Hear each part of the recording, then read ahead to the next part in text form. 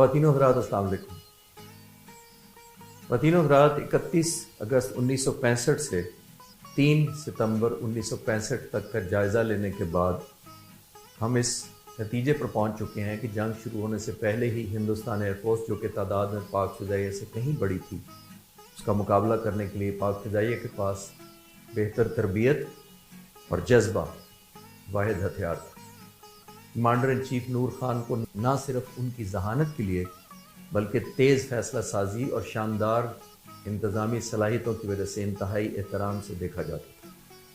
انہوں نے 4 ستمبر کو ایک پریس کانفرنس سے خطاب کرتے ہوئے کہا، تعداد میں برتری فضائی جنگوں کا فیصلہ نہیں کرتی، بلکہ بہتر تربیت، بلند حوصلے اور سب سے بڑھ کر لڑائی کا جذبہ اصل فیصلہ کن عوامل ہوتے ہیں۔ وقت نے چند دنوں بعد ان کی بات کو حرف بحرف سچ ثابت کر دیا۔ کامبیٹ ایئر پیٹرولنگ پیٹرن کچھ یوں تھا کہ ہندوستانی ایئر فورس کے لیے F-86 طیاروں کو آسان ہدف کے طور پر پیش کیا جائے اور ان طیاروں کی طرف بڑھنے کی صورت میں F-104 کے ذریعے دشمن پر حملہ کیا جائے۔ اس موقع پر پاکستانی سرحدوں کے قریب تقریباً 150 ہندوستانی جہازوں کی موجودگی کے باوجود کوئی قابل ذکر کارروائی 4 ستمبر کو نظر نہ آئی۔ دوسری طرف پاک فضائیہ نے اپنے اثاثے محتاط انداز میں استعمال کرنے کے پلان کے تحت اپنے پائلٹس کو یہ اجازت نہیں دی تھی کہ بھارتی طیاروں کا پیچھا کرتے ہوئے عالمی سرحد کو عبور کر کے ہندوستانی حدود میں داخل ہوں۔ 4 ستمبر کو 34 اے ڈیفنس مشن پاک فضائیہ کی طرف سے اڑائے گئے، جس میں سے 3 مشن سرگودا سے اڑے۔ ان آپریشنز کا محور جوڑیاں اور اخنور کے علاقے میں ہندوستانی آرمی کی تنصیبات رہیں۔ 4 ستمبر کو پاک فضائیہ نے پاکستان آرمی کی درخواست پر ہندوستانی افواج کی نقل و حرکت کا جائزہ لینے کے لیے RT-33 ریکانسنس جہاز کے ذریعے 2 مشن اڑائے۔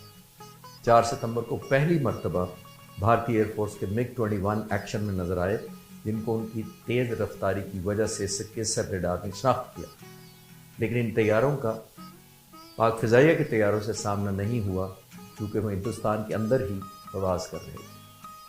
ہندوستان ایئر فورس کے 24 سے 30 طیارے جوڑیاں میں پاکستان آرمی کو نشانہ بنانا چاہتے تھے، لیکن پاک فضائیہ کے مختلف اوقات میں اڑنے والے 12 سے 16 جہازوں نے اس منصوبے کو ناکام بنا دیا۔ 4 ستمبر کو اسکواڈرن سجاد حیدر نے کمانڈر ان چیف کے پشاور کے دورے کے موقع پر ان سے درخواست کی کہ ان کے اسکواڈرن کو بھی دشمن کے خلاف کارروائیوں میں شمولیت کا زیادہ موقع دیا جائے، کیونکہ اس وقت تک زیادہ تر آپریشن سرگودا سے ہو رہے تھے۔ کمانڈر ان چیف نے پشاور کے جہازوں کو نیپام بم، راکٹس اور بموں کے ساتھ لیس کرنے کی اجازت دے دی، مگر بدقسمتی سے جنگ شروع ہونے تک یہ جہاز اپنے حصے کے مشن نہ اڑ پائے۔ خواتین و حضرات، جنگ دن بدن ایک شکل اختیار کرتی جا رہی تھی جس سے چند دنوں میں یقینی طور پر بچنا محال نظر آتا تھا۔